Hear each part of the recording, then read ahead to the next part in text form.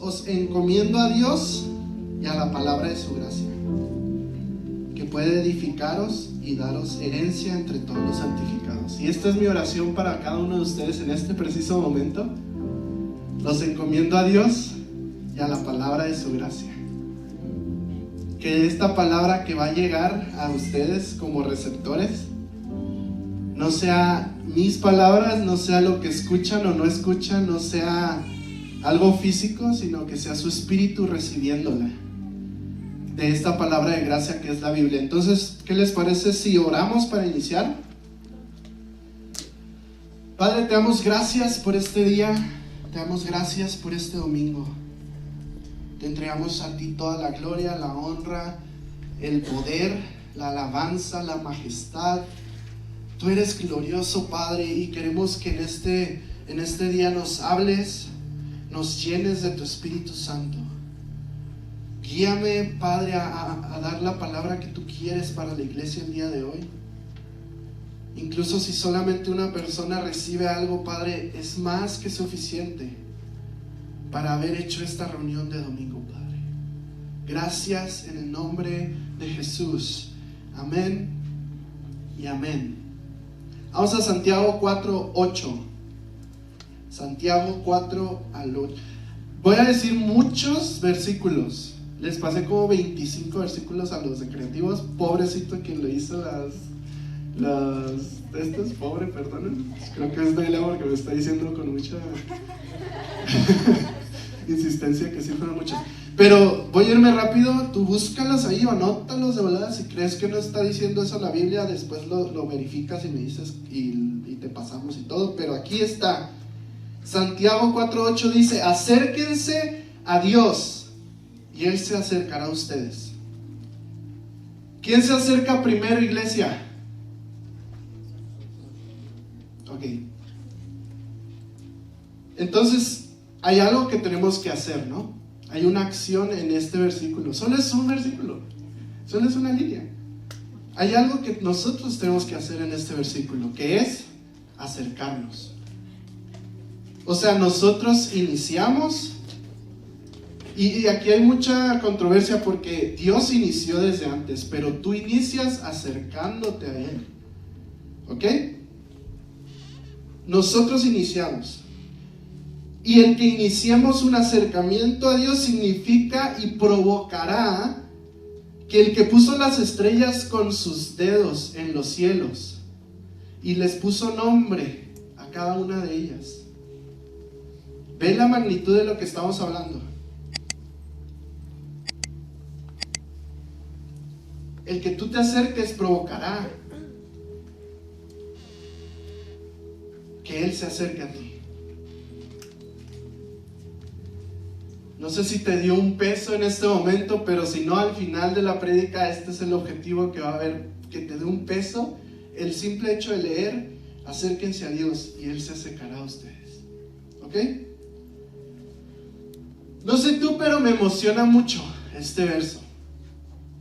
La esencia de lo que Santiago está diciendo en este verso es que tú, no Dios, tú determinas el nivel de tu relación con Él. Tú determinas el nivel de la relación que vas a tener con Dios, no Dios. Dios te ama, Dios te busca y Dios quiere encontrarse contigo, pero no puede acercarse solamente uno. Tú determinas tu nivel de relación con Dios. Y que esté claro esto, porque muchos decimos: yo no voy a hacer nada, me voy a quedar sentado, no hay acción que yo pueda hacer. Hey, ahí dice: acérquense, o sea, una acción, un verbo, algo que tú y yo tenemos que hacer: acercarnos. ¿Ok? ¿Y por qué predico esto? Porque muchos creyentes tienen la noción profunda y arraigada y piensan que hay ciertas personas que nacen con estrellas en su cuna y ángeles así en su cuna rodeándolos, y ellos son los santos de la tierra. Creemos que estas personas son gente especial. Creemos que estas personas son gente cercana a Dios, especialmente porque Dios los eligió como cercanos a ellos. Creemos en estas personas como quería decir nombres de predicadores, pero ustedes los conocen. Y decimos, es que esa persona desde la cuna Dios lo eligió para estar cerca de Él. No hay gente especial, solo hay gente que se acerca a Dios. Ellos eligieron ser cercanos de Dios. De hecho, muchas de estas personas y de las personas que están más cerca de Dios, ni siquiera están en un púlpito predicando. Ni siquiera tienen una mega iglesia. Muchas de las personas que están cerca realmente de Dios, ni siquiera son escuchadas por otros.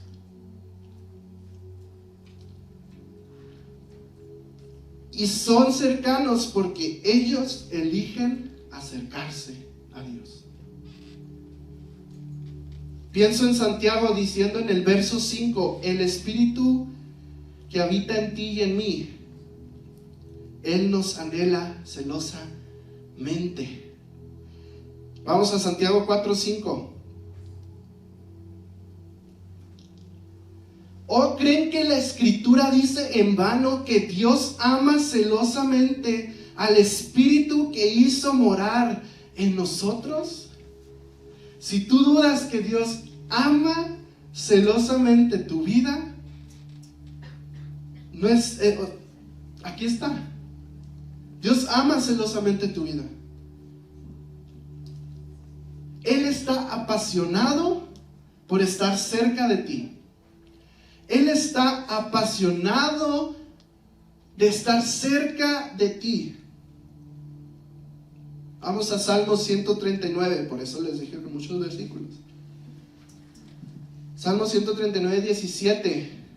Qué preciosos son tus pensamientos acerca de mí, oh Dios.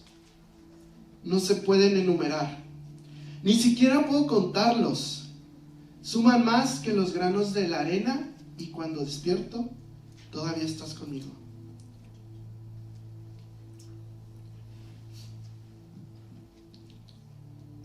Dice ahí de mí, no de la iglesia colectivamente, de mí. Es personalmente. Dios no ama a su iglesia, ama a su iglesia. ¿Quién es la iglesia? Nosotros.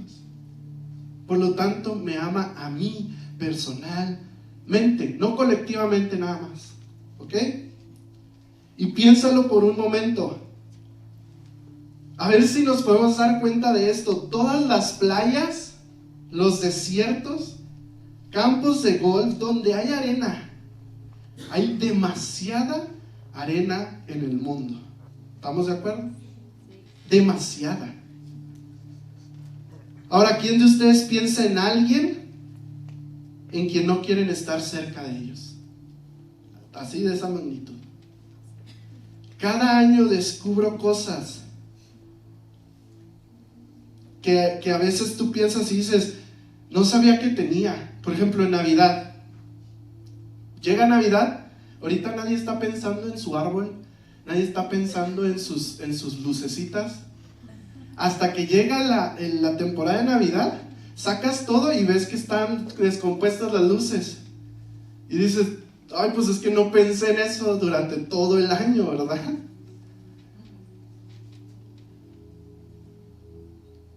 Y vas a la tienda y vas y compras y piensas en cosas, ay, me falta esto para Navidad, me falta esto y esto y esto. Cosas que en todo el año nunca pensaste hasta el mero momento. Y llegas y ahora sí estás pensando en eso realmente, pero déjame te digo, Dios está pensando como más, y dice la Biblia, Salmos 139, no lo digo yo, las suman más que los granos de la arena. suman más. Y déjame te digo, científicos dicen que un pie cúbico de una playa puede tener entre 500,000 y 1,000,000 de granos de arena. Si pienso en la persona a la cual soy más cercano ahorita y sumo todos mis pensamientos acerca de esa persona, en mis 23 años creo que apenas alcanzaría una caja de zapatos mini de niño de pensamientos hacia esa persona. Y eso es demasiado para mí.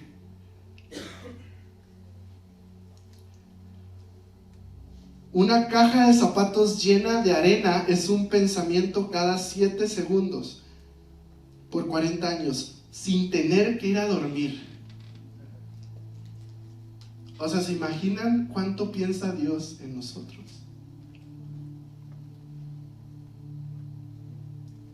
Y muchos dicen, la exageración es una mentira. Y realmente, la exageración es una mentira para Dios. Seamos honestos, ¿cuántos saben que Dios no puede mentir? Si Dios está exagerando en estas cantidades de pensamientos hacia ti, tendría que someterse ante el Padre de las mentiras. Y eso nunca pasará, iglesia. Entonces, no exagera Dios cuando dice que piensa en ti más de lo que granos de arena hay en el mundo.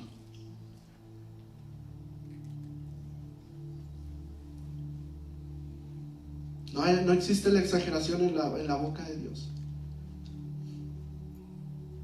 Si Dios dice, mis pensamientos sobre ti superan cada grano de arena en este planeta, nos damos cuenta en cuánto piensa en nosotros. Es por eso que Jesús dice que sabe el número de cabellos que tienes.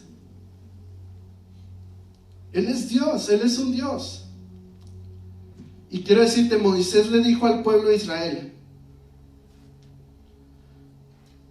que este Dios está apasionado por tener una relación contigo. Este Dios quiere estar tan cerca de nosotros y lo desea apasionadamente, tener esa relación con nosotros, porque muchos creyentes entonces están tan distantes de Él.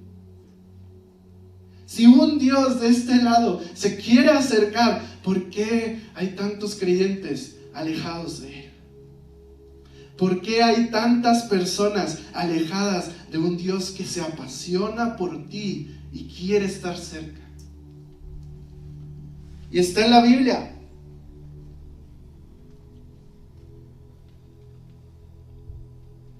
Y está en la Biblia, pero hay una pregunta en la que tenemos que enfrentarnos el día de hoy. Porque todos preguntamos siempre, y siempre vas a preguntar, ¿cómo me puedo acercar más? Bueno, existe un fundamento en nuestra vida, en nosotros, para poder estar cerca de Dios. Y sin este fundamento, no importa qué tanto te quieras acercar a Él, o qué tanto Él apasionadamente quiera acercarse a ti, no importa qué tan cercanos de Él queremos estar, no puede suceder el acercamiento con Dios sin este fundamento. Y voy a defender mi argumento con la Biblia. Si no crees en la Biblia, ¿qué haces aquí? Si crees en la Biblia, adelante te voy a decir, en Levítico 10, versículo 3, y Moisés dijo a Aarón, esto es lo que le habló al Señor, el Señor diciendo, por aquellos que se acercan a mí, debo ser considerado santo. Aquellos que se acercan a mí, para aquellos que se acercan a mí, debo de ser considerado santo. Y ante toda la gente, debo ser glorificado. Y lo dice, entonces Aarón guardó silencio. Existen en la Biblia los debería ser, pero también existen los deben ser, debe ser. Existen los pueden ser, pero existen los debe de ser. No hay opción. No hay opción. Dios tiene que ser. Y como dice la Escritura, Dios tiene que ser considerado santo y ser glorificado. Así te la dejo. Si en este lugar hay una persona que no los considera santo ni glorificado, aunque más nos intentemos acercar, no va a suceder. ¿Ok? Salmos 89:7. Dios es, 89 versículo 7, Dios es muy temible en la asamblea de los santos y ser reverenciado por todos aquellos que lo rodean. Dios tiene que ser sostenido en reverencia por todos los que lo rodean. Eso ya no es Biblia. Nunca encontrarás a Dios y su presencia manifestada en una atmósfera a menos que sea retenido con el máximo respeto y sea considerado santo y sea glorificado. Imagínate una escena, y vamos a cerrar nuestros ojos, pero no te duermas. Solo imagínate esta escena. Lugares donde la presencia, y yo sé que tú has vivido estos lugares. Si no, pídele a Dios vivir esto. Lugares donde la presencia de Dios no está en ningún lado. Incluso puede ser en una iglesia, en un momento de oración, y vas y dices, va a estar el Espíritu Santo ahí, va a estar la presencia de Dios manifestada en ese lugar, y no lo encuentras por ningún lado. Se forzan las cosas, se forzan una y otra y otra y otra, intentan. La presencia manifestada de Dios no está. Sí está su presencia, omnipresencia. Eso sí está. Sí está. Si se están durmiendo, pues les abren los ojos, no pasa nada. Sí está su presencia, omnipresencia. No me malentiendan. Existen dos tipos de presencia. La omnipresencia, que Él está en todos lados. Pero está su presencia manifestada. ¿Ok? No está. Y está uno en shock. Cierras tus ojos y preguntas a Dios, ¿dónde está tu presencia? ¿Dónde está tu presencia? Y luego abres tus ojos y ves personas que cruzan sus brazos, distraídos, solo viendo. Sus manos en los bolsillos, viendo hacia abajo o hacia arriba. Personas platicando entre ellos. Otros caminando hacia afuera por un café y luego regresan. Y piensas, esto tiene que parar.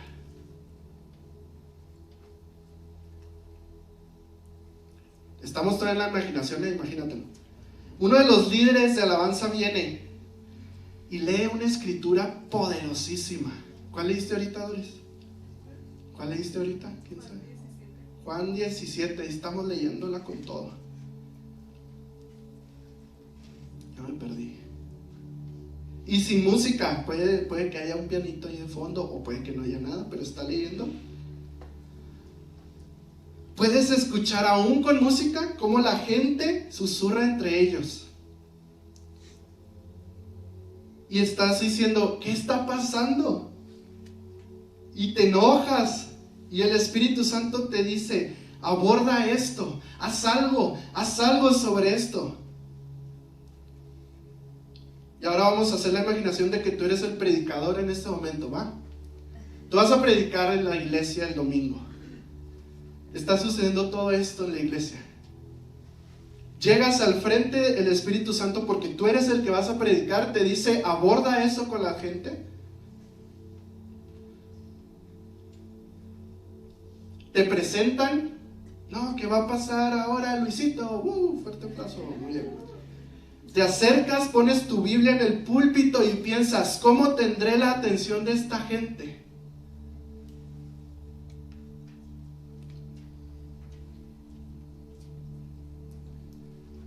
Y haces las siguientes dos preguntas. Pregunta número 1, si estás hablando con una persona sentada enfrente de ti en un café, y esa persona todo el tiempo, mientras tú hablas, tiene sus manos en los bolsillos, viendo el techo, tiene los brazos cruzados, mirando a todos lados excepto a ti, o estás susurrando con una persona que no está en tu mesa,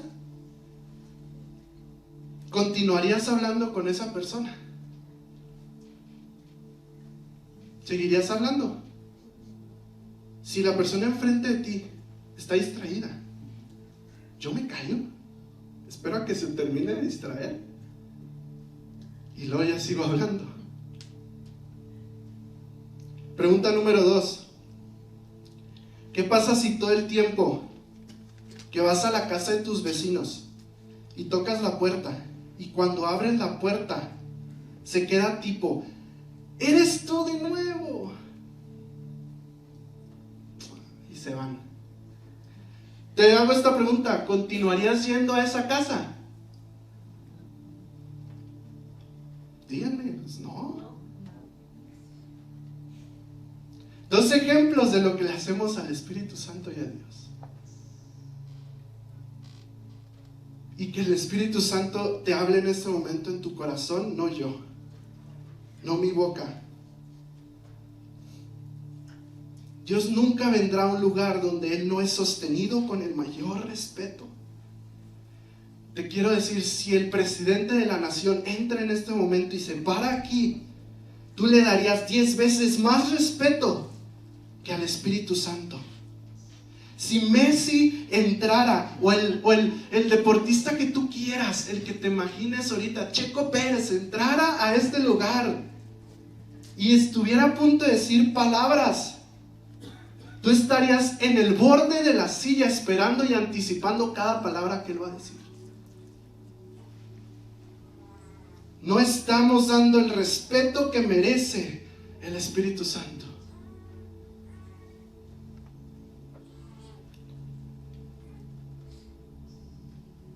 Tú que estás aquí dices que naciste de nuevo. Y es un lugar lleno de creyentes en este lugar. Todos decimos y lo declaramos en nuestras playeras del Mercy Oasis. Somos cristianos. Dices que naciste de nuevo, pero te hace falta un fundamento muy importante en tu vida: el temor de Dios.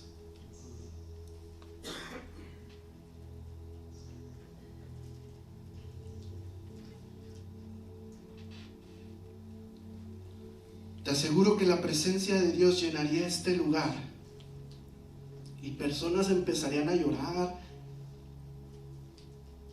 Y decimos, Dios, pero ni siquiera oramos. No se necesita. La Biblia dice que el padre del hijo pródigo corrió hacia su hijo y ni siquiera el hijo le había dicho algo.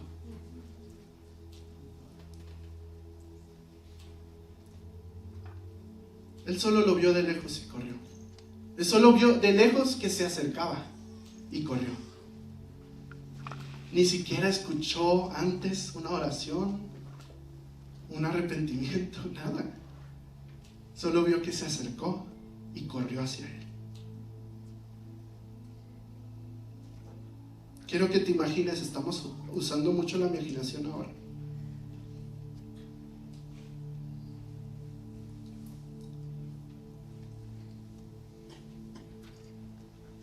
La presencia de Dios llena este lugar, imagínate. Imagínate. Ojalá suceda, ¿verdad? Pero imagínate. Y finalmente todo es maravilloso. Después el Espíritu Santo pide arrepentimiento en nosotros. Y llega otra ola de su presencia, aún más fuerte que la anterior. Y es algo asombroso. Dios dice: hijo, derramaré una ola más. Quiero que te imagines, estando en un bosque ahora, y un viento súper rápido y fuerte empieza a soplar sobre el bosque, y la gente empieza a gritar en ese bosque porque es un viento muy fuerte. Es como en ese bosque los árboles tienen que hacer algo. Ante un fuerte viento, los árboles se van a mover. Puede que haya uno que se quede parado así y no me muevo. Pero ante un fuerte viento, todos se van a mover. Y quiero que te imagines que no solamente entró papi al lugar, entró el Rey de Reyes al lugar.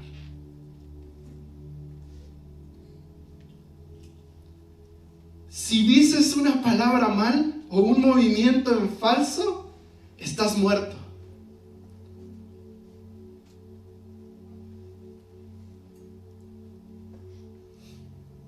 Sucedió con una pareja en el Nuevo Testamento, Ananías y Zafira. Hicieron un movimiento en falso ante la presencia manifestada de Dios. Cayeron fulminados del piso. Trajeron una ofrenda y estaban más preocupados que la gente viera la ofrenda que estaban entregando, a que ellos estaban dando un sacrificio y ellos cayeron muertos. En este tipo de atmósfera, porque Pedro, una vez saliendo de esa atmósfera, todos en Jerusalén enfermos se levantaban sanos. Cuando él salía en las calles y su propia sombra sanaba a las personas. Esa es la autoridad de la presencia de Dios manifestada. Ese tipo de autoridad se presentará, y deseo que se presente en este momento. No solo es un Padre Dios, es un fuego que consume. No solo es un papá, es un rey.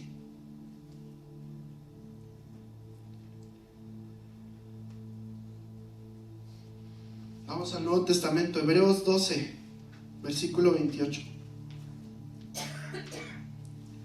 Por lo tanto, ya que hemos recibido un reino inconmovible, tengamos gracia mediante la cual podamos servir a Dios agradablemente, con reverencia y temor piadoso, porque nuestro Dios es fuego consumidor. Milagros, sanidades, salvación, arrepentimiento, todo esto sucede por una sola cosa: la presencia. Y esta presencia solamente viene con el temor de Dios. Cuando este tipo de presencia viene, tú tienes que cambiar. No hay otra manera de decirlo. Y desearía decirles, esta presencia manifestada de Dios sucede a diario. Todos los días pasa, todos los días sucede. Yo puedo contar las veces en las que yo he estado en una atmósfera de este momento, con mis manos, con una mano. Y es triste. Solo las puedo contar con 5 dedos, y eso a lo mejor me va a faltar uno. Créeme, iglesia, que yo quisiera que sucediera todas las veces posibles.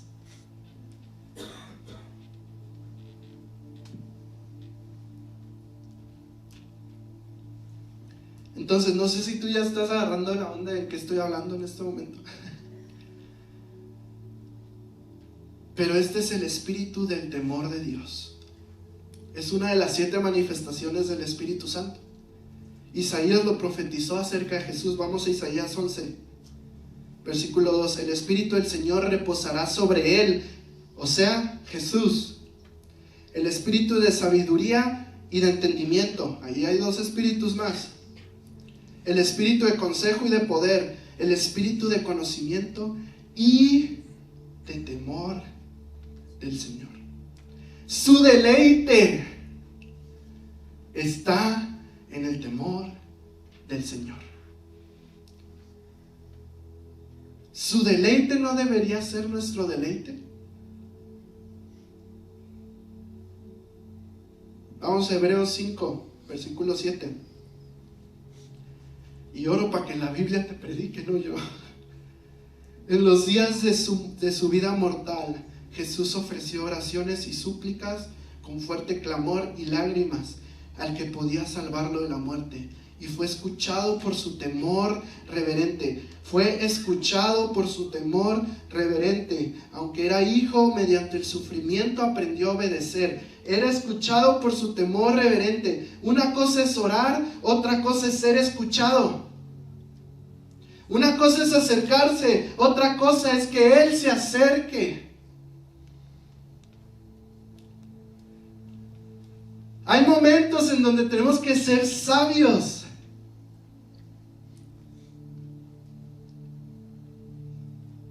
Y no sé tú, pero esas primeras veces donde yo sentí el Espíritu Santo, esa presencia manifestada, yo recuerdo una persona que dijo atrás de mí, ni siquiera cercanos conmigo, pero gritó: me siento puro. Y eso retumbó en mis oídos de 12 años. Vamos a Salmos 19.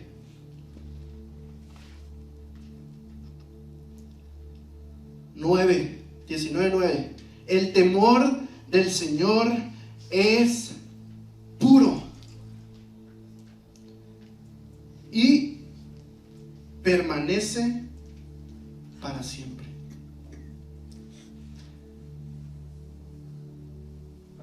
Lucifer lideraba la alabanza justo delante del trono de Dios. Contempló su hermosura y su glorioso poder, su gloria. Y Dios dice: fue ungido para hacer esto. Muy buena alabanza y adoración de hoy la que tuvimos, pero imagínate ser ungido en un lugar lleno de billones de seres y eres el líder de alabanza justo frente a la gran, gloriosa majestad de Dios, liderando al cielo. Él lideraba la adoración enfrente de la presencia de Dios, pero él no lo temía.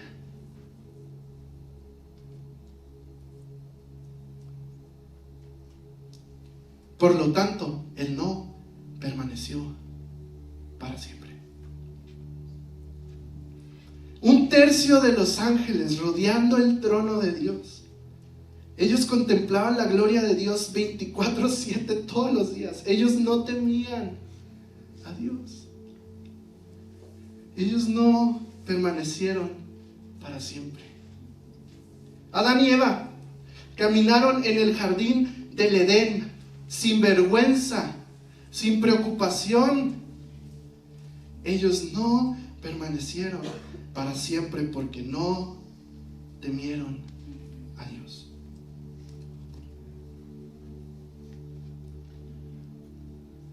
Todos los que estén rodeando mi trono por la eternidad serán probados con el temor santo de Dios.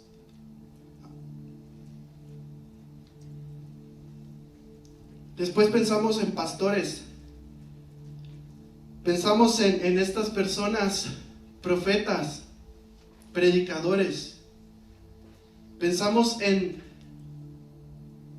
todo esto. Pensamos en estas personas, en estos ministerios que inician muy emocionados un ministerio, muy enamorados de Jesús. Inician dándolo con todo, pero no permanecen para siempre porque no temen a Dios. Vamos a 2 Tesalonicenses 2. Versículo 3. No se dejen engañar de ninguna manera, porque primero tiene que llegar la rebelión contra Dios. En otras versiones se llama apostasía. La apostasía es, y aquí la escribí, la predicción de la gran caída de aquellos que han profesado ser cristianos. O sea, va a haber cristianos que van a caer, que se dijeron ser cristianos. Pero, ¿por qué nos dice la Biblia antes de que Él llegue, tiene que llegar la rebelión contra Dios? Y lo dice, y manifestaré el hombre de maldad, el que está destinado a la destrucción. Está hablando ya Pablo de la profecía de los fines, del fin del mundo, donde dicen, no te engañes, hasta que veas cristianos caer, ahí es cuando Jesús va a regresar. ¿Ok? Un estudio entre el 2000 y el 2020, uno de los más grandes estudios que se han hecho, porque fue por 20 años, literalmente, describieron que por encima de 20 millones de americanos, o sea, norteamericanos, no estamos hablando de México, ¿quién sabe cómo están las estadísticas en México? Pero 20 millones de americanos que estaban practicando el cristianismo, durante esos 20 son ahora no cristianos. Muchos de ellos ahora son ateos y agnósticos. Esto es más del 5% de la población en Estados Unidos. Eso significa que uno de cada 20 personas entre 2000 y 2020 se alejaron de la fe.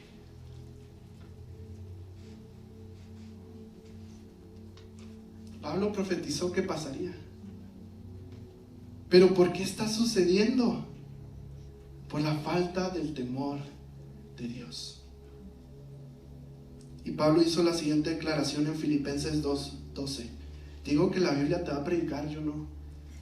Por tanto, amados míos, como siempre habéis obedecido, no como en mi presencia solamente, sino mucho más ahora en mi ausencia, ocupaos en vuestra salvación con temor y temblor, no con amor y amabilidad, porque Dios es el que produce en vosotros tanto el querer como el hacer por su buena voluntad. Con temor y temblor, no con amor y amabilidad. Quiero contarte la historia de una persona que estuvo en la cárcel. Es un pastor de Estados Unidos que cuenta esta historia y la escuché y me encantó.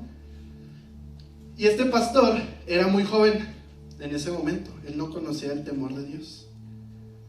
Y dice que aún había escrito algunos libros nada más. Y llegó una persona, su secretaria, y le dijo, ¿sabes qué? Te está llamando una persona muy famosa en Estados Unidos, que hasta fue televisado y todo, su arresto a la cárcel, a hablar contigo. Y pues dijo, bueno, pues voy a ir. Y fue, se sentó frente a esta persona, y esta persona le dijo, ¿tú escribiste este libro? Sí, yo lo escribí, quién sabe qué. Bueno, qué chido. Oye, pues quiero platicar contigo, tenemos muchas cosas que platicar. Y dice esta persona que fue cristiano, el que está en la cárcel.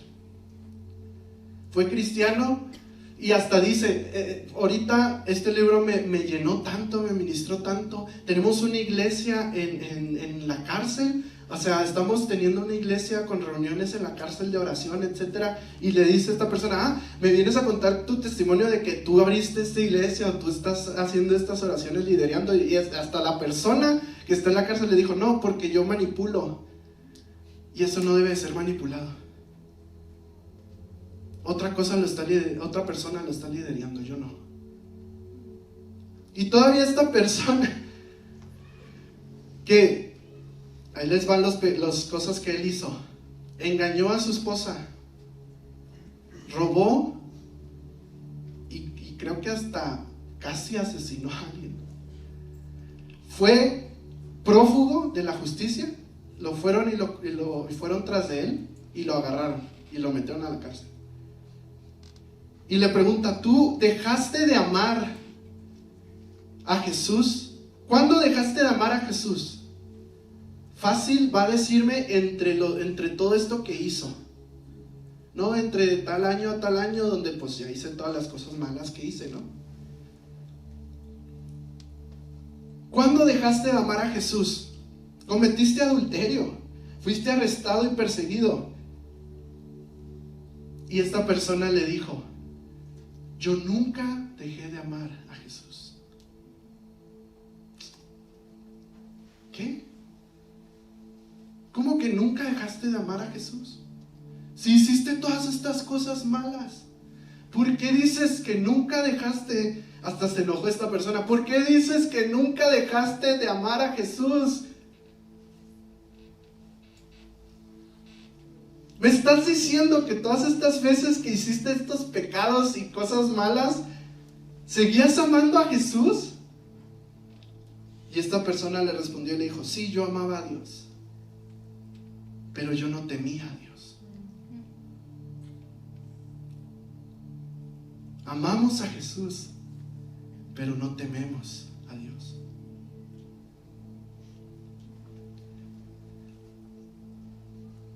No sé qué hora son,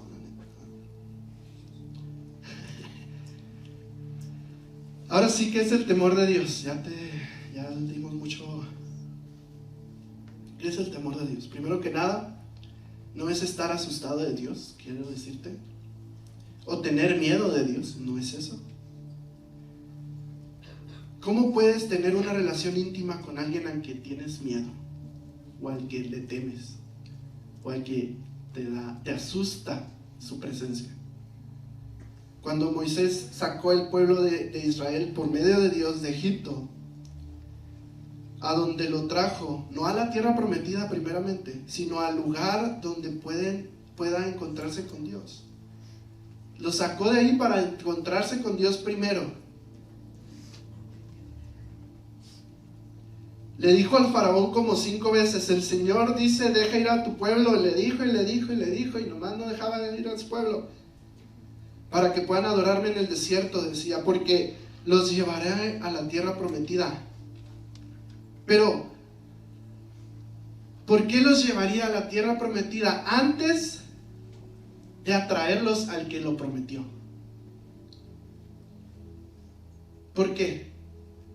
Vámonos a Éxodo 19:2. Los trajo a esta montaña para tener una reunión privada con Dios. Y Dios le dijo a Moisés, bueno, en Éxodo 19:2 dice: y Moisés subió a Dios, y el Señor lo llamó desde el monte diciendo: así dirás a la casa de Jacob, y diles a los hijos de Israel: ¿habéis visto lo que hice con los egipcios? ¿Y cómo os llevé sobre alas de águila? Y os traje a mí. No a la tierra prometida, a mí. Diles, o sea, Dios le está diciendo a Moisés: diles a todos lo que hice y que fue para traerlos a mí. No puedo esperar por estar con mis hijos. No puedo esperar por estar con ellos. Diles que todo lo que hice por ellos en Egipto, lo hice para traerlos a mí. 3 días después, Dios descendió en la montaña, y cuando llegó, todos salieron corriendo y gritando de ese lugar, porque aún seguían teniendo mucho Egipto en ellos. Entonces imagínate a Dios: hice todo esto para estar contigo, y desciendo y huyes de mí. Moisés habla, casi le dicen el pueblo a Moisés: Moisés, tú habla con Dios, tú defiéndenos con Él, tú sé el que le diga las que queremos hacer, tú dile lo que haremos. No podemos manejarlo nosotros, por eso mandan a Moisés así como tú sé el intermediario entre Dios y nosotros. Éxodo 20:20 dice: y Moisés dijo al pueblo: no temáis, porque Dios ha venido para probaros, y para que su temor esté delante de vosotros, para que no pequéis. O sea, ¿qué? ¿No temáis porque Dios viene a probaros en que su temor esté en ustedes? ¿Cómo? temo porque me van a probar de que si temo. ¿Estás contradiciéndote, Moisés? No, él está haciendo la diferencia entre tener miedo y tener temor de Dios. Es diferente. La persona que tiene miedo a Dios es porque tiene algo que esconder. ¿Qué hizo Adán? Se escondió de la presencia de Dios. Cuando lo desobedeció, la persona que tiene temor de Dios no tiene nada que esconder. Más bien le tiene miedo a estar alejado de Dios. La definición de temor de Dios no es tener miedo, es estar aterrado de estar alejado de Dios. Estar aterrorizado de estar alejado de Él. Cuando tienes el temor de Dios, lo veneras, lo honras, lo respetas, lo estimas, le das el valor, reverencia y te quedas asombrado de Él más que cualquier otra persona o cosa en el mundo. Abrazas firmemente el corazón de Dios. Amas lo que Él ama. Odias lo que Él odia. No solamente te desagrada lo que Él odia. ¿Dios puede odiar?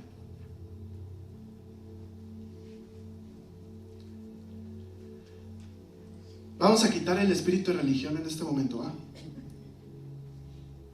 Temo a Dios. Eres una persona y llegas y dices, temo a Dios. Es por eso que odio a esos pecadores de por allá. ¿Estamos bien?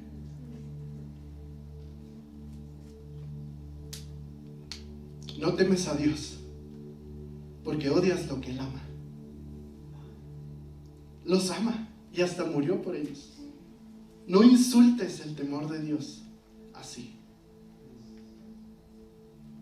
Dios odia el pecado que está en ellos. Y te digo por qué odia el pecado en ellos, porque está afectando a lo que Él ama. Él odia el pecado porque afecta al que Él ama.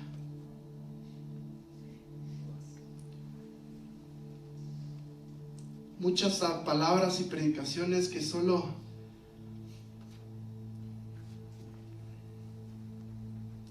se quedan en temor de Dios y ya. ¿Por qué a la iglesia le falta poder? Vamos a este punto. Muchas palabras, predicaciones que has escuchado. Yo quiero que cuentes cuántas predicaciones escuchas a la semana. A lo mejor no escuchas ninguna, pero al año, vamos a irnos por el año. Muchas predicaciones y palabras que solo habla y habla y habla, y llegas frustrado preguntando por qué no hay poder en estas predicaciones, por qué no hay poder en la iglesia, por qué no suceden cosas en la iglesia. ¿Dónde está la unción? ¿Dónde está el Espíritu Santo?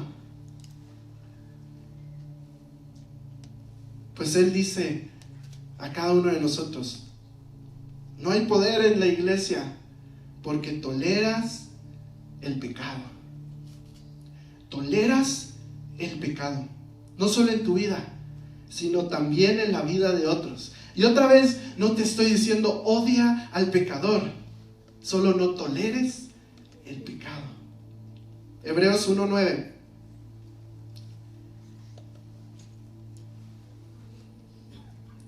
Has amado la justicia y aborrecido la maldad.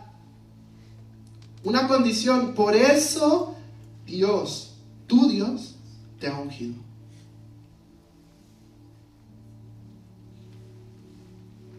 Has amado la justicia y aborrecido la maldad. Por eso hay unción. ¿Ok? Aprendamos, iglesia, a odiar el pecado como Él odia el pecado. Y veremos que la unción va a incrementar en tu vida y en la iglesia. Porque nuestras oraciones no tienen poder. Porque nuestras predicaciones no tienen poder. Porque no como caminamos nos da el poder. ¿Y por qué no hay poder? Porque toleramos el pecado. Permitimos que la sociedad nos imparta el temor al hombre en nosotros. Y no dejamos que la iglesia imparta el temor de Dios en nosotros. Porque amor y amabilidad es como tenemos que movernos. Déjame te digo rápidamente señales de que tienes el temor de Dios. Y velo en tú, hazte tu check. ¿Cómo se manifiesta en una persona que teme a Dios? ¿Cuál es la evidencia de esto? Si yo pongo un cuchillo en ese tomacorrientes y no están haciendo mi funeral en 3 días o menos, se nota que no había corriente ahí. ¿Estamos de acuerdo? Pero si yo pongo el cuchillo y hacen mi funeral de volada, significa y se nota que hay corriente ahí. ¿Ok? Esa es la evidencia que quiero darte de cómo es una persona que teme a Dios. Número 1, obedecen a Dios instantáneamente. Número 2, obedecen a Dios incluso si no tiene sentido. Número 3, obedecen incluso si duele. 4, obedecen aún sin ver un beneficio. Y 5, obedecen hasta completarlo. Obediencia es la evidencia de alguien que tiene temor de Dios. Ahora te voy a este punto que yo creo ya voy a estar terminando. Bueno, déjeme verlo ahora. Tendremos un ratillo. Dios no es el amigo de todos. Voy a romper ese pensamiento en este momento con Biblia. Salmos 25:14. El secreto del Señor está con los que le temen y les mostrará su pacto. Los secretos del Señor están con los que le temen. ¿Cuántos de aquí tienen secretos? Levanten su mano. Si dices que no, estás mintiendo, es un pecado, no tienes temor de Dios. Todos tenemos secretos. Los secretos no es malos, vamos a empezar por ahí. Los secretos no son malos. Solo si estás haciendo algo malo en tu secreto, ¿eh? Pero los secretos no son malos. ¿Ok? ¿A quién le dices tus secretos? ¿A un conocido o a amigos realmente cercanos? ¿O los publicas en Twitter y Facebook? Pues si haces eso, híjole. Dios no es diferente a eso. Yo mostraré mis secretos a mis más íntimos amigos. Por cierto, mis más íntimos amigos son aquellos que me temen. Vamos a Salmos 25:14. Y lo dice claramente la Biblia. El Señor es amigo de los que le temen. Les enseña su pacto. La amistad con el Señor está reservada para los que le temen. Con Él muestra sus secretos. Dios no es amigo de todos.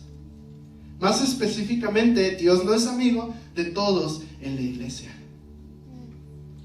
Y déjame te lo ejemplifico con 2 hombres, 2 personas.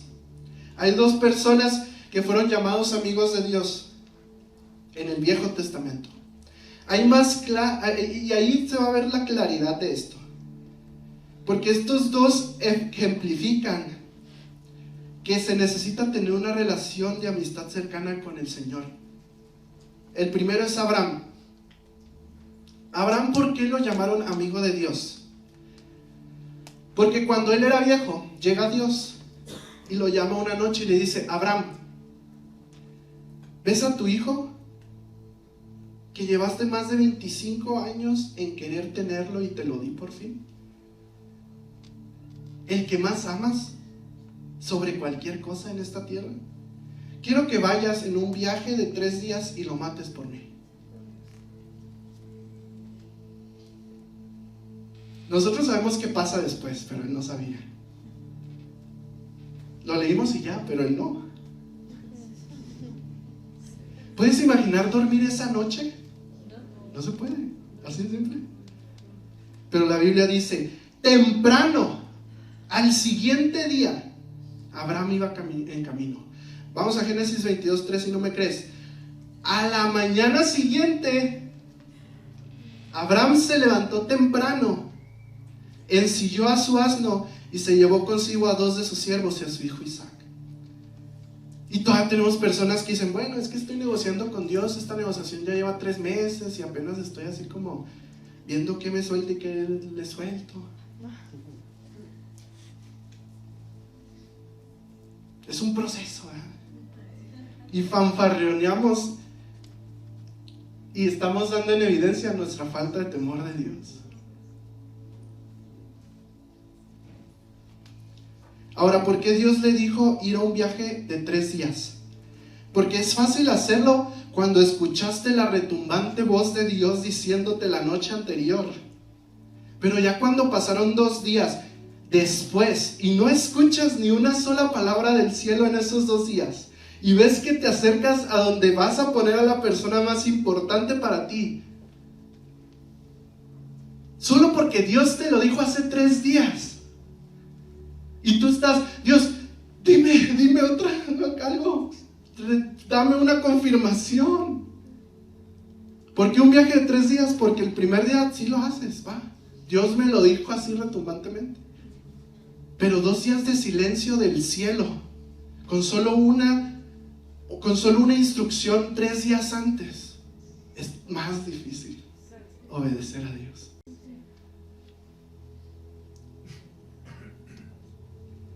Y se lo dijo sin siquiera darle una razón. ¿O ven ustedes una razón en la Biblia? Imagina las emociones. Llega, construye un altar y espera por cualquier señal de salir de esta cosa. Lo amarra y está a punto de poner el cuchillo sobre él, sobre la persona más importante de su vida, solo porque Dios dijo hazlo. Y cuando está listo para darle a Isaac, un ángel aparece y dice, para. Vámonos a Génesis 22:12. Sí, léelo por favor.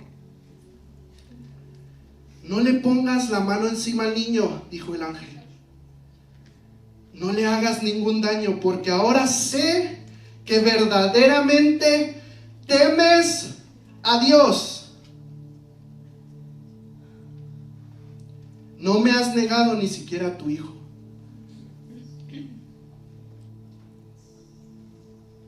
¿Cómo sabe el ángel que teme a Dios? Porque lo obedeció. Instantáneamente, cuando no tenía sentido, cuando le dolía, cuando no había un beneficio, y lo obedeció hasta casi completarlo, solo porque lo paró el ángel. A Isaac quita la navaja, la hace a un lado, y de su ser, de su espíritu sale por primera vez las siguientes palabras: Jehová y Jireh. Por primera vez, O sea, Dios le reveló una faceta de su personalidad que nadie más había conocido, porque Él era su amigo. Es la primera vez que decimos las palabras, o leemos las palabras Jehová y Jireh en la Biblia. Es un secreto de Dios que se le reveló a Abraham, porque es su amigo. Y déjame ponerlo un poquito más claro. Soy Jonathan Suárez, todos me conocen como la persona que a veces predica en la iglesia, que está en la alabanza, a lo mejor es líder de los jóvenes. Pero tengo mis papás, tengo una hermana y tengo novia. Ellos me conocen a mí como Jonathan Suárez hijo, Jonathan Suárez hermano, Jonathan Suárez mejor amigo y novio. ¿Ok? Ustedes nunca me van a conocer así. Ninguno de ustedes me va a conocer a mí como Jonathan hijo, más que mis padres. Ninguno de ustedes me va a conocer a mí como Jonathan hermano. Y créanme que ninguno de ustedes me va a conocer a mí como Jonathan novio. Entonces,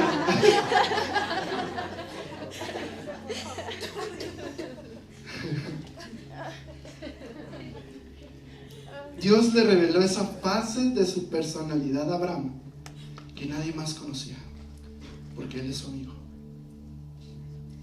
La relación de Abraham y si no me crees que está muy fuerte su relación con Abraham y Dios, es tan asombrosa que tanto es así que él le dice lo que hará antes de hacerlo. Llega Dios con Abraham y le dice: Abraham, ¿tú qué piensas? ¿Haremos lo que tengo planeado con Sodoma y Gomorra? Dime qué piensas.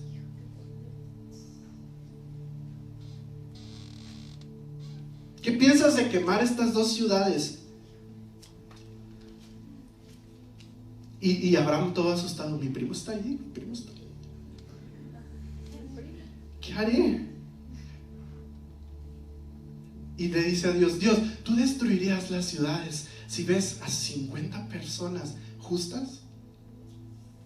Y le dice Dios: no, pues no, tienes razón. Todavía cambia lo que iba a hacer Dios. Y se le da más miedo porque empieza Abraham a pensar: ok, pues todos los vecinos de Lot como que no son tan justos, como que están, no. Bueno, Dios, espera, antes de que vayas a hacerlo, 40 personas justas.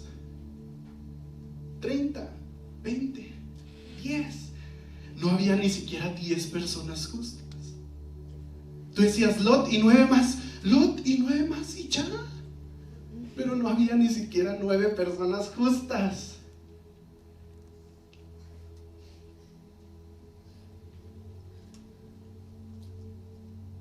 Ahora, la vida en Sodoma y Gomorra era buena. Compraban, vendían, se casaban, entre muchos, cosechando. Eso en nuestra economía actual, o sea, lo que era Sodoma y Gomorra en nuestra economía actual, si Chihuahua fuera como su economía, la vida sería bellísima y buena. Seríamos de primer mundo Chihuahua. Solo Chihuahua, ¿no? O sea, hay un Dios al que no le importa el estilo de vida que estás llevando. Ellos están a 24 horas de ser borrados y ellos estaban despistados. Y te digo que me da más miedo todavía. Lot, al que la misma Biblia llama justo, al que la misma Biblia lo llama salvo, nacido de nuevo, él está a 24 horas de ser destruido junto a esta ciudad y está despistado. ¿Por qué te digo que la Biblia le llama justo a Lot? Porque si lo sacó de Sodoma y Gomorra es porque era justo. Dice: con que haya 9, 10 personas justas no lo destruyes. Va, con que no haya 10. Pero está mi primo Lot, él sí es justo, lo saco. Es considerado justo. ¿Estamos de acuerdo? Pero él estaba despistado. No sabía que en 24 horas iba a ser destruido junto con la ciudad de Sodoma y Gomorra. Tuvieron que ir 2 ángeles de misericordia, 2 mensajeros, porque Abraham oró para sacarlo. Aquí hay 2 hombres justos, salvos y nacidos de nuevo. Uno conoce qué va a hacer Dios antes de que lo haga y ayuda a Dios a decidir cómo es que lo hará. Y el otro hombre justo, nacido de nuevo, está igual de despistado que el mundo. Uno de ellos teme a Dios y Dios le enseña sus secretos, y el otro hombre no teme a Dios. Él solo conoce a Dios por sus oraciones contestadas. Moisés, vamos a la segunda persona. Moisés, Dios dijo: yo confío en Moisés, es mi amigo, le hablo cara a cara, me presento ante él en mi gloria majestad. Como un amigo lo haría. La Biblia dice que Israel conocía sus actos, Moisés conocía sus caminos. Vámonos a Salmo 103:7. Dio a conocer sus caminos a Moisés y reveló sus obras al pueblo de Israel. ¿Qué significa esto? Significa que ellos conocían a Dios solamente por cómo él respondía a sus oraciones. Mientras que Moisés sabía la mayoría de las veces lo que Dios haría o iba a hacer antes de que lo hiciera. E incluso ayuda a Dios a decidir cómo hacerlo. Y 2 veces cambió la decisión de Dios. 2 veces. La Biblia dice que el Señor cedió porque Moisés intercedió. Hay 2 grupos de personas en esto. Véanlo si quieren visual. Personas que salen de Egipto. Es como decir que son salvos. ¿Comieron la misma comida espiritual que Moisés? ¿La misma bebida espiritual que Moisés? ¿La misma roca que golpeó, de esa misma comieron? ¿Del mismo maná que cayó, de ese mismo comieron? Y uno de esos hombres justos sabe lo que Dios está a punto de hacer y ayuda a Dios a elegir qué hacer. Los otros solo lo conocen por cómo contesta sus oraciones. ¿Cuántas personas basan su relación con Jesús en una vez oramos y sanó a nuestro hijo o hija? Y él está bien. Y en eso basas tu relación con Jesús, en cómo respondió tu oración. Y todavía descaradamente decimos, él está bien con esto. Y vemos la Biblia y comparamos a los dioses de unos y otros y decimos, ¿cuál Dios estás hablando? ¿Cuál Jesús es el que tú estás hablando? Pablo dice a los corintios, ¿tú crees lo que cualquier persona te dice? Te están predicando a un Jesús diferente. No dice a un Dios diferente, dice a un Jesús diferente. Jesús lo podemos crear, y me duele decir esto porque pasa, lo podemos crear a como queremos y como querramos. Mi Jesús está bien con que vea estas series y estas películas. Mi Jesús está bien con cometer inmoralidad sexual. Mi Jesús está bien con este pecado. No es Jesús verdadero. Tú creaste a tu Jesús y no tienes temor de Dios. Pero yo amo a Dios. ¿Cómo puedes amar a alguien que no conoces? Eres como el fan de Michael Jordan. Cuando te encuentras a Michael Jordan en las calles, Michael, pues aquí no, pero pues en Estados Unidos. Michael, soy tu fan, yo esto, yo lo otro. Yo no te conozco. Hasta le pide a sus guaruras, háganmelo para allá. Eres solo un fan de Jesús.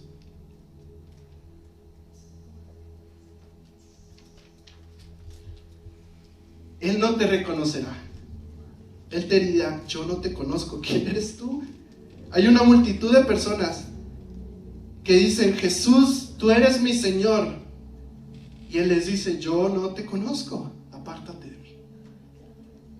Imagínate como todas esas fans de Taylor Swift.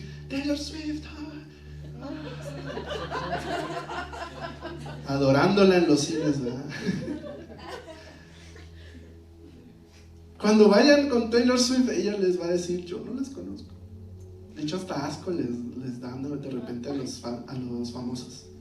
Háganse para allá, son muchos paparazzis, háganse para allá. Eres el fan de Michael Jordan, nada más. Vamos al Nuevo Testamento, ya voy a terminar, puede pasar nada. Jesús está con los 11. Judas ya se murió, ya se fue, vámonos. Juan 15:15. Yo no os llamo siervos, porque el siervo no sabe lo que hace su señor, pero os he llamado amigos, porque todo lo que oí de mi Padre os lo he hecho saber. Si dice, ya no son siervos, son amigos, significa que en algún punto fueron siervos. ¿Estamos de acuerdo? ¿Por qué Dios hace eso? ¿Por qué los considera primeramente sirvientes? Digo, ¿por qué? Para protegernos. Porque Él nos ama tanto, no quiere que te pase lo que le pasó a Ananías y a Zafira. Cuenta un pastor la historia de que él empezó en su iglesia a poner la política muy estricta y padre y chida de amabilidad y amor, de hacerse amigo, el mejor amigo de los líderes de la iglesia y de toda la iglesia. Y se iban a cotorrear, les decían cosas íntimas a las personas de la iglesia. Y mi casa, puedes ir hasta mi cuarto y dormir un rato, una siesta ahí arriba. Y una vez uno de sus líderes, con un regaño de él, del pastor, hacia el líder, le dijo: tú eres esto y por eso no te voy a hacer caso y me voy de la iglesia y me vale gorro. Y el pastor dijo: Dios, ¿qué hago? Espíritu Santo, ¿qué hago? Despídelo. Porque en Estados Unidos les pagan a los líderes, ¿verdad? O sea, son empleados de la iglesia. Despídelo. Pero es mi amigo. Despídelo.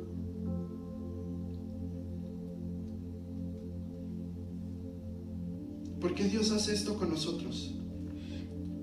La Biblia dice que en Gálatas 4:1: ahora bien digo que el heredero, mientras es niño, no se diferencia en nada del esclavo, aunque es dueño de todo. Si le das el poder al niño heredero, te va a destruir todo. Por eso, hasta que no crezca, se fomente, se ponga establecido en quién es Él y quién es la persona que está encima de Él, en tener temor de Dios primeramente, hasta ese momento es heredero. Pero no, si no, sigue siendo considerado siervo.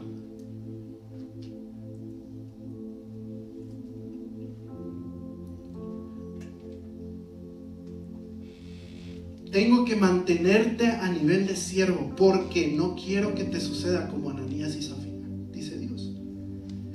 Una vez establecido en esto, puedo traerte a nivel de amigo íntimo. Vamos a Juan 15:14.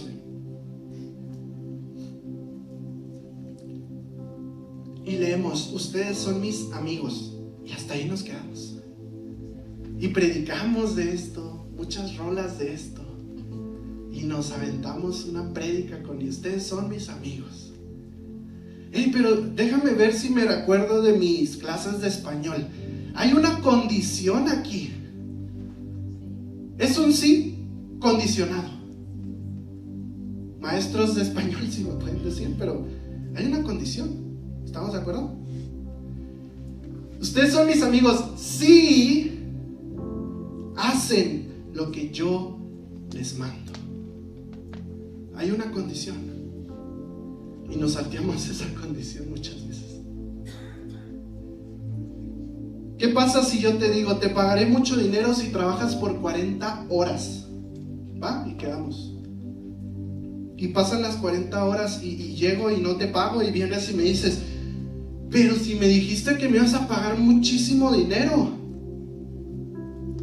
Yo te diría: oye, te dije que te pagaría si trabajabas las 40 horas y no hiciste nada estas 40 horas. No cumpliste la condición. La amistad con Jesús es condicional. No la salvación, ese es un regalo, pero la amistad con Jesús es condicional.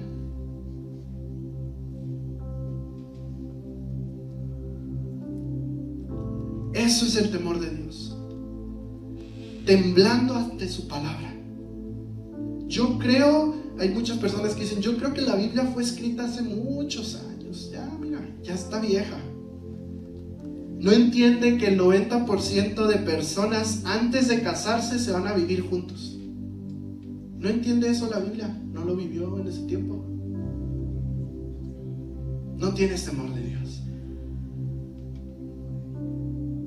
Y no haces lo que Él mandó hacer, porque pones condiciones. Y tú pones la que la sociedad dice sobre esa condición. No me digas, por favor, que es tu Señor, porque Jesús dice: ¿por qué me llamas Señor si no haces lo que digo que hagas? Jesús hoy está diciendo: no todos en la iglesia son amigos íntimos.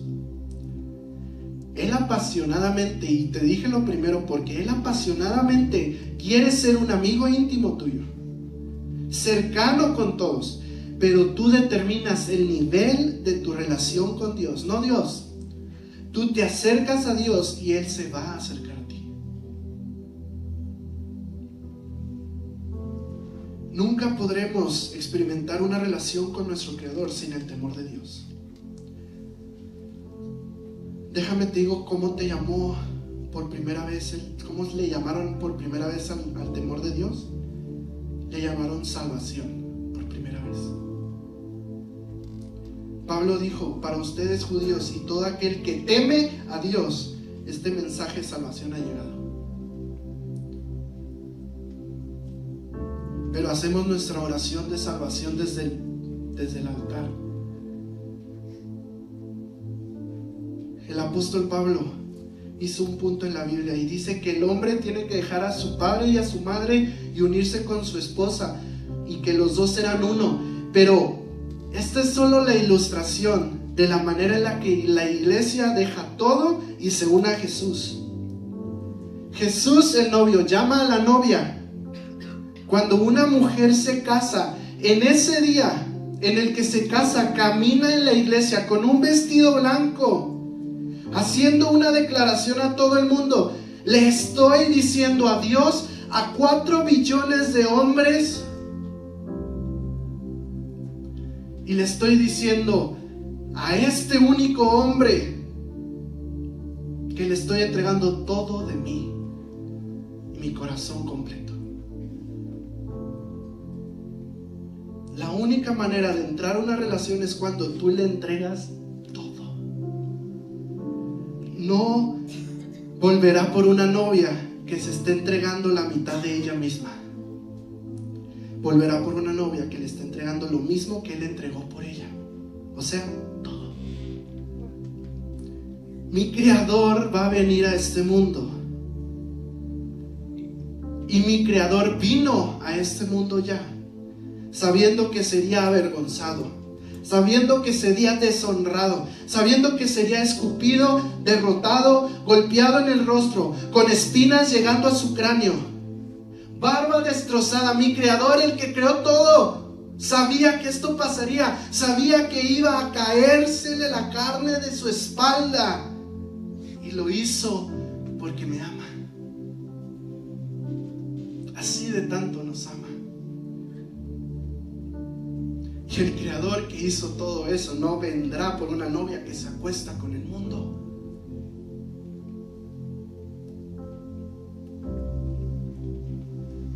Iglesia, no seamos de las multitudes que llegan con el Señor y Él dice: no sé quién eres, no te conozco. Tú sabes, y quiero que todos cerremos nuestros ojos, tú sabes ahora mismo, porque el Espíritu Santo lo está diciendo, y si no lo dice, preocúpate. Tú sabes ahora mismo que no has entregado por completo tu corazón. Y esa novia, rompiendo con todos los novios anteriores para poder llegar a tomar la decisión de entregarse a solamente uno,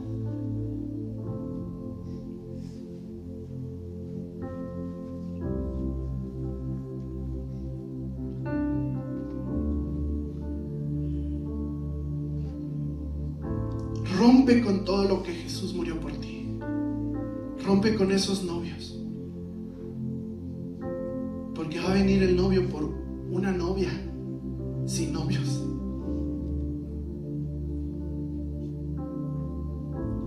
Haz que esos novios no se puedan meter en tu relación con él. Que esos exnovios no se metan en tu relación con él.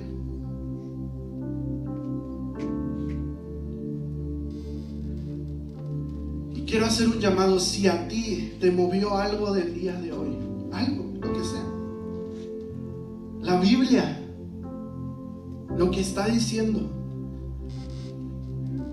y dices, yo quiero recibir el temor de Dios como realmente es. Y sabes, me encantaba mucho la iglesia anterior de los 80s, 90s, de los 2000s. Te digo por qué, porque no se avergonzaban de su novio. No se avergonzaban de una declaración pública de que quieren a su novio, de que aman a su novio. Yo quiero que te pongas de pie. Si quieres recibir al novio de blanco, dejando atrás todos tus exes, para entregarte por completo y decirle adiós a 4 billones de hombres del mundo y solo entregarte a uno solo por el resto de tu vida. Y también, si tienes es algo en tu corazón, te dice, no tengo el temor de Dios como debería tenerlo. Lo amo, pero no temo a Dios. Ponte de pie, haz esta declaración pública, sin avergonzarte de tu novio, ahí en tu lugar. Y solamente se van a poner de pie esas personas. Y no voy a decir, todos van a cerrar sus ojos. Puedes abrir tus ojos, todos aquí pueden abrir sus ojos cuando les dé la gana. Pero el punto aquí es dar una declaración física de que quieres al novio y que él sea tuyo y tú de él por completo. Que sea lo glorioso que él es. No una canción. Y por favor hazlo, ora por ti. Clama por tu alma, clama por tu espíritu. Nadie más lo hará. Nadie más se acercará a Dios, solo tú. Nadie más se va a acercar al novio, solo tú.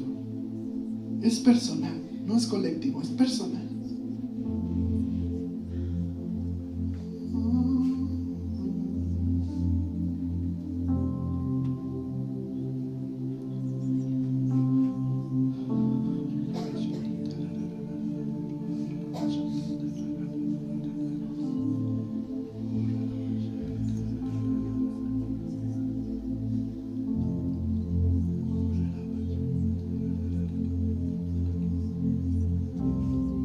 No necesitas nada más.